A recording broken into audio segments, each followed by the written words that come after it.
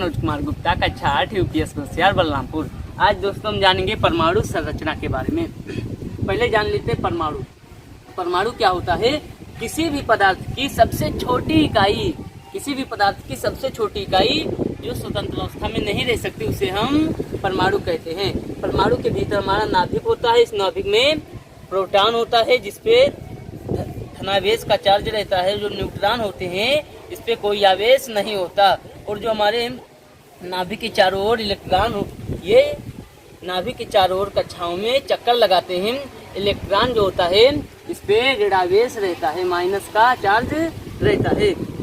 जो इलेक्ट्रॉन बाहरी कक्षाओं में चक्कर लगाते हैं उन्हें कुछ नाम से प्रदर्शित करते हैं। जैसे पहली कक्षा को K से, दूसरी कक्षा को L से, तीसरी कक्षा को M से और चौथी कक्षा को N से। जो पहली कक्षा होता है इसमें इलेक्ट्रॉन 2 इलेक्ट्रॉन रह सकते हैं अधिकतम। दूसरी कक्षा में 8 इलेक्ट्रॉन अधिकतम रह सकते हैं। तीसरी कक्षा में 18 इलेक्ट्रॉन अधिकतम रह सकते हैं और चौथी कक्षा में 32 इलेक्ट्रॉन अधिकतम रह सकते हैं। अब हम जानते हैं कि अब बात आती है कि पहले में 8, 2, दूसरे में 8, तीसरे में 18, या ऐसा क्यों करते हैं, मतलब किस आधार पर इन्हें रखा जाता है?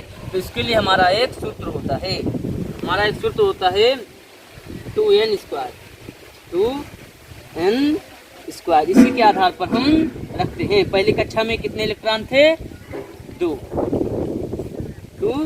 लेकिन कक्षा कितनी थी? पहली कक्षा है, पहली कक्षा है ना, तो यहाँ पर पहली कक्षा तो उनके जगह पर 1 रहेगा।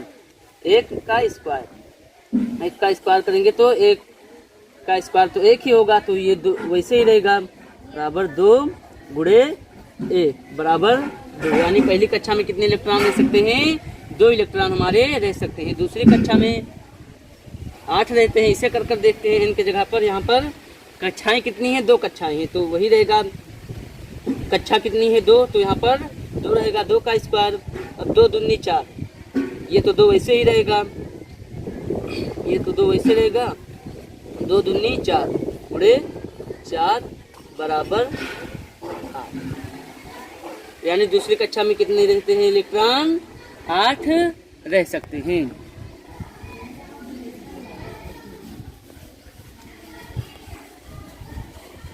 अब हम कुछ तत्व लेते हैं। अब यह बात आती है कि जैसे हमारे नाभिक में प्रोटॉन रहते हैं, न्यूट्रॉन रहते हैं, बाहर इलेक्ट्रॉन चक्कर लगाते हैं, कुछ तत्व होते हैं। इनमें प्रोटॉन और न्यूट्रॉन कैसे निकाले, प्रोटॉन, न्यूट्रॉन, इलेक्ट्रॉन कैसे निकाले, इसे समझने के लिए हम एक तत्व लेते हैं जिसके माध्यम से हम समझते हैं। जैसे हम एक तत्व ले रहे हैं लिथियम, ये हमारा लिथियम जिसका संकेत होता है Li। इसका जो द्रव्यमान संख्या होता है 7 रहता है और परमाणु क्रमांक 3 रहता है। परमाणु क्रमांक कितना है? 3 है। ये 3 हमारा परमाणु क्रमांक है।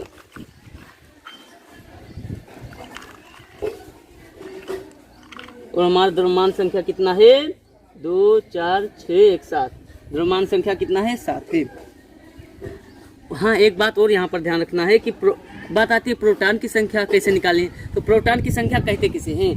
परमाणु क्रमांक को ही प्रोटॉनों की संख्या कहते हैं, या सरल शब्दों में कहें तो प्रोटॉनों की संख्या को परमाणु क्रमांक कहते हैं। यानी जितना परमाणु क्रमांक होगा हमारा उतना ही प्रोटॉन होगा।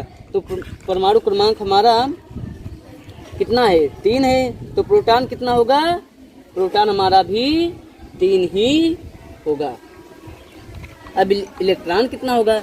किसी भी उदासीन परमाणु में जितने हमारे प्रोटॉन होते हैं उतने ही हमारे इलेक्ट्रॉन भी होते हैं। जितने प्रोटॉन होते हैं उतने इलेक्ट्रॉन होते हैं। तो प्रोटॉन हमारा कितना है? 3 है, तो इलेक्ट्रॉन भी हमारा 3 ही होगा। अब ये तो हम निकाल ले। अब आया द्रव्यमान संख्या, तो ये है परमाणु क्रमांक। अब प्रोटॉन निकाल लिए, इलेक्ट्रॉन निकाल लिए, जानते हैं परमाणु क्रमांक जितना उतना प्रोटॉन उतना ही इलेक्ट्रॉन हो गया। अब हम न्यूट्रॉन कैसे निकालें? न्यूट्रॉन निकालने की एक सूत्र होती है n बराबर, यानी न्यूट्रॉन बराबर ये -p।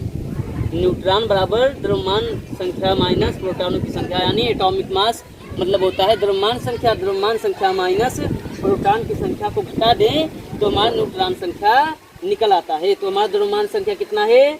7 है। और हमारा प्रोटॉनों की संख्या कितनी है? 3 है। प्रोटॉनों की संख्या कितनी है? 3 है। तो द्रव्यमान है हमारा यानी 7 है। द्रव्यमान है हमारा 7। तो अब न्यूट्रॉनों की संख्या कैसे निकालेंगे? यहाँ पर है कि एटॉमिक द्रव्यमान संख्या माइनस प्रोटॉनों की संख्या। तो यहाँ पर प्रोटॉनों की संख्या कितनी है?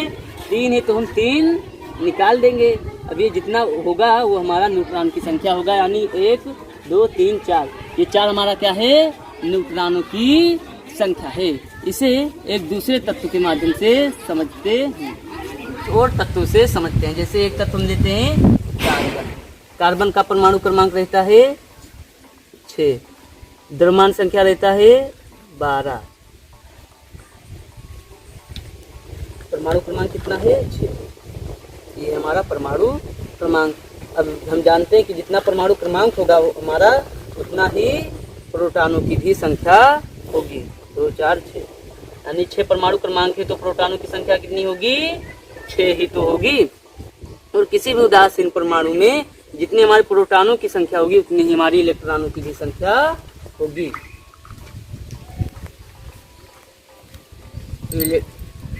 इलेक्ट्रॉनों की संख्या हमारी कितनी होगी? प्रोटॉनों के बराबर। प्रोटॉन 6 तो इलेक्ट्रॉन भी हमारे 6 होंगे। पहले में तो 2 ही रख सकते हैं अधिकतम, दूसरे में 8 रख सकते हैं। तो यहाँ पर 4 हमारा है तो 4 हम रख सकते हैं। अब हमारा प्रोटॉन निकल गया और इलेक्ट्रॉन निकल गया। अब बारी आई न्यूट्रॉन की। न्यूट्रॉन कैसे निकालें? न्यूट्रॉन अभी हमने बताया कि द्रव्यमान संख्या में से प्रोटॉनों की संख्या को घटा देते हैं। हमारा द्रव्यमान संख्या कितना है? 12। 12 में से प्रोटॉनों की संख्या को हम घटा देंगे। प्रोटॉनों की संख्या है 6 तो 12 में से 6 गया तो हमारा बचा 2 4 6। ये हमारा क्या हो गया? न्यूट्रॉनों की संख्या। यहाँ पर आ गया 6। तो हमारा प्रोटॉन और न्यूट्रॉन, इस तरह से इलेक्ट्रॉन, सभी चीजें निकल गई। यह कार्बन की इलेक्ट्रॉनिक संरचना है।